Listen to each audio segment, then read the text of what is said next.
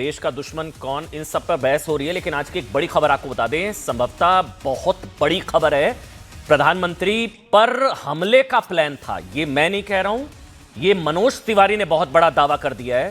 प्रधानमंत्री नरेंद्र मोदी पर हमले का प्लान था। वो पूछ रहे हैं, संसद के बाहर मोदी सरकार के मंत्री को गद्दार कहकर अपमानित करने के बाद संसद के अंदर क्या देश के प्रधानमंत्री नरेंद्र मोदी पर हमले की तैयारी थी? यह सवाल आज बीजेपी सांसद मनोज तिवारी के आरोपों को लेकर है। मनोज तिवारी ने कहा है कि आज शाम 5 बजे ध्यान से सुनिएगा, प्रधानमंत्री नरेंद्र मोदी को राष्ट्रपति के अभिभाषण पर जवाब देना था, लेकिन उसी वक्त विपक्षी सांसदों ने प्रधानमंत्री की कुर्सी को करीब करीब घेर लिया था। और क्या मोदी की कुर्सी को घेरने का मतलब उन पर अटैक करने की कोशिश थी? ये सांसद है मनोज तिवारी ने, उन्होंने एक बहुत बड़ा आरोप लगा दिया है कि प्रधानमंत्री नरेंद्र मोदी पर अटैक की कोशिश संभवतः थी, प्रधानमंत्री नरेंद्र मोदी पर हमले की कोशिश थी, क्योंकि मोदी सरकार और उनके मंत्रियों से राहुल गांधी और कांग्रेस की चिढ़ आज सुबह सामने ही आ चुकी है।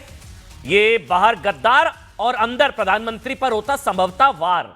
ये बाहर गद्दार वाली खबर तो कंफर्म हो चुकी है, उन्होंने कहा गद्दार, ये सब तो चल ही रहा है। ये वाला दावा मनोज तिवारी का है। वो कह रहे हैं कि घेरने की कोशिश उस तरफ बढ़े। वो पूछ रहे हैं क्या प्रधानमंत्री पर हमले का प्लान था, प्रधानमंत्री पर अटैक की कोशिश थी? मतलब बाहर गद्दार, अंदर प्रधानमंत्री पर होता वार, बकौल मनोज तिवारी। जब राहुल गांधी ने मोदी सरकार के मंत्री रवनीत सिंह बिट्टू को सरेआम गद्दार कहा, राहुल गांधी को ऐसे ही बीजेपी की टीआरपी बढ़ाने वाला नेता नहीं कहा जाता। वैसे ये भी एक खबर का एंगल है।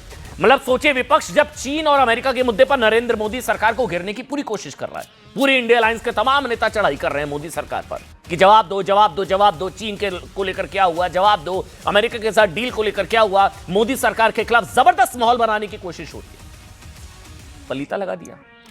ऐसे में आज अकेले राहुल गांधी जी ने सड़क से लेकर संसद तक मोदी के खिलाफ विरोध की पूरी दिशा ही पलट दी। अब पूरे देश में चर्चा सिर्फ ये, सरदार, गद्दार, सियासत जोरदार। क्या राहुल गांधी ने सिखों का अपमान किया? क्या सिख कौम को गद्दार कहा, सिखों को गद्दार? ये पूरा बीजेपी नैरेटिव बनाने में लग गई है। अब मोदी को घेरने का मौका, अमेरिका से ट्रेड डील को लेकर सवाल पूछे जा रहे हैं। गलवान में चीनी टैंक की बहस को सरदार गद्दार पर ले गई बीजेपी, सिर्फ इन तस्वीरों के चक्कर में। साहब ये सुबह से लगातार ये तस्वीरें लगातार वायरल है।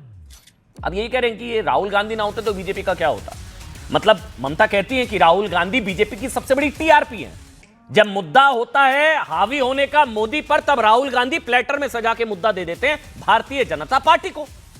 आज सुबह तक हमें भी लग रहा था साहब कि आज देश की सबसे बड़ी बहस अमेरिका से ट्रेड डील को लेकर होगी, जिसमें विपक्ष आरोप लगा रहा है। सच पता लगेगा है क्या साहब कि भारतीय कृषि सेक्टर में अब अमेरिकी कंपनियों की एंट्री को लेकर जो दावा है विपक्ष का, वो सच्चा है, नहीं है, झूठ है? क्या 0% हो जाएगा अमेरिकी प्रोडक्ट्स को लेकर टैरिफ इंडिया में? सच क्या है पता लगेगा।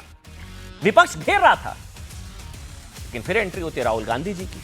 राहुल गांधी ने एक बार दिखाई वो तस्वीरें, अपने व्यवहार से इन तस्वीरों के जरिए राजनीतिक बहस का ग्राउंड ही शिफ्ट कर दिया।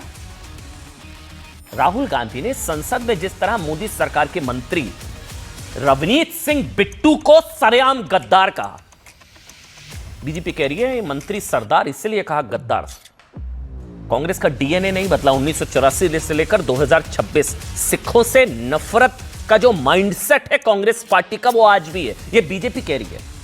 बीजेपी पैरेलल ड्रॉ कर रही है। 1984 सिखों से नफरत का माइंडसेट, 2026 आज भी कांग्रेस की नजर में सरदार गद्दार।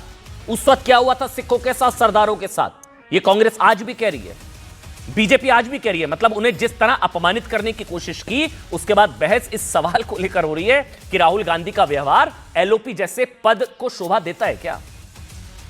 जैसा व्यवहार आमतौर पर कॉलेज में रैगिंग, मतलब स्टेयर सीढ़ियों में बैठे होते हैं ना, जब आप कॉलेज में जाए तो सीढ़ियों में कुछ लड़के वगैरह बैठे होते हैं, तो वो कहते हैं देखो देखो यहाँ से गद्दार गुजर रहा है, इसका चेहरा देखो, चेहरा देखो। एक बार तस्वीरें दिखा सकते हैं हम? मैं एक बार रुकता हूँ, ये तस्वीरें दिखाइए, एक बार दिखाइए हुआ क्या था। पूरे प्रकरण को देखेगा, फिर हम बहस भी शुरू करेंगे, लेकिन पहले दिखाइए इन तस्वीरों को। सर थोड़ा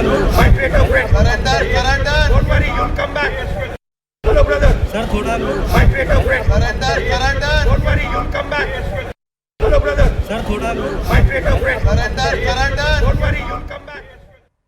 मतलब क्या हुआ यहां पर? राहुल गांधी ने संसद की गरिमा को भंग किया, ऐसा बीजेपी कह रही है। शुरुआत फिर से समझिए।